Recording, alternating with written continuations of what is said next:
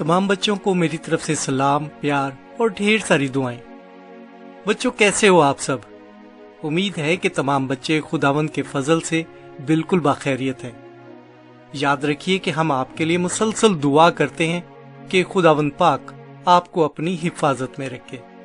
बच्चों, आज मैं आपको एक आदमी की कहानी सुना रहा हूँ जिसे रास्ते में एक बिल्ली मिल गई थी। तो हुआ यूं कि एक मर्तबा एक आदमी राह के किनारे किनारे चला जा रहा था। अचानक उसने एक बिल्ली के चिल्लाने की आवाज सुनी जो जोर जोर से चिल्ला रही थी।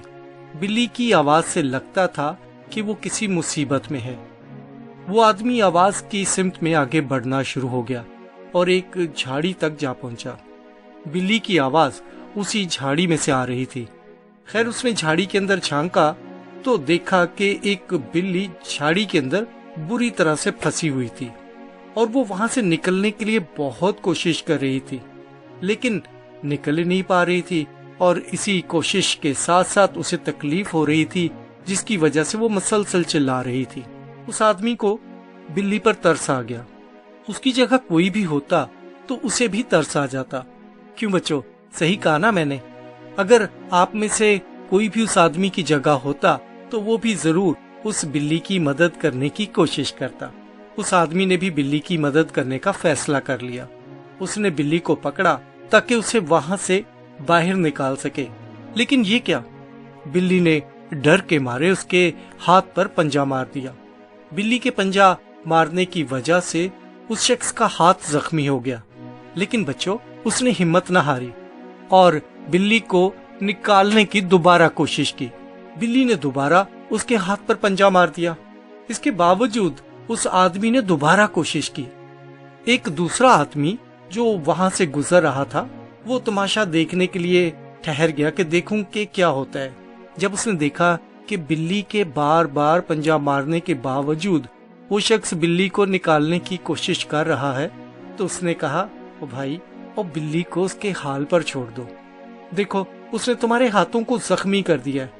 लेकिन उस शख्स ने उसकी बातों पर बिल्कुल ध्यान नहीं दिया और बिलाखिर वो बिल्ली को बाहर निकालने में कामयाब हो गया।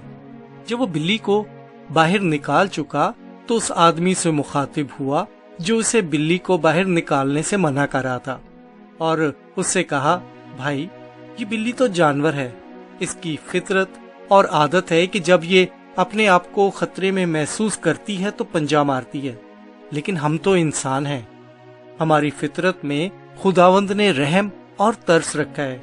अगर मैं पंजा खाने की वजह से उसे मुश्किल में छोड़कर चला जाता तो ये कोई अच्छी बात ना होती। और इन जख्मों का क्या है, ये तो कुछ दिनों में ठीक हो जाएंगे। लेकिन मुझे इस बात की ज्यादा खुशी है कि मैंने किसी जानवर की जान बचाई है।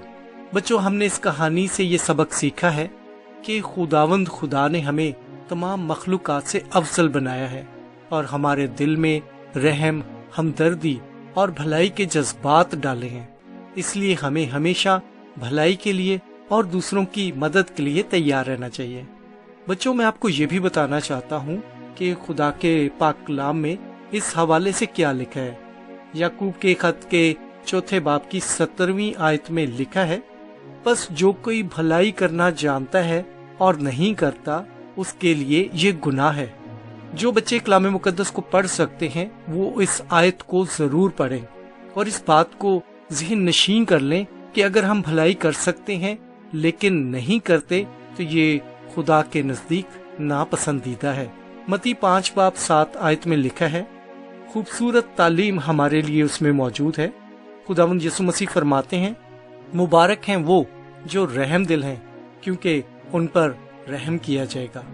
बच्चों, खुदा का कलाम हमारी जिंदगी में हमें रहनुमाई फराहम करता है। आप जो भी तालीम और जो भी अच्छी बातें इन कहानियों में सुनते हैं, कोशिश करें कि उन पर अमल करें ताकि खुदावंद आपको बरकत दे और आप खूब रूहानी और जिस्मानी तरक्की करें।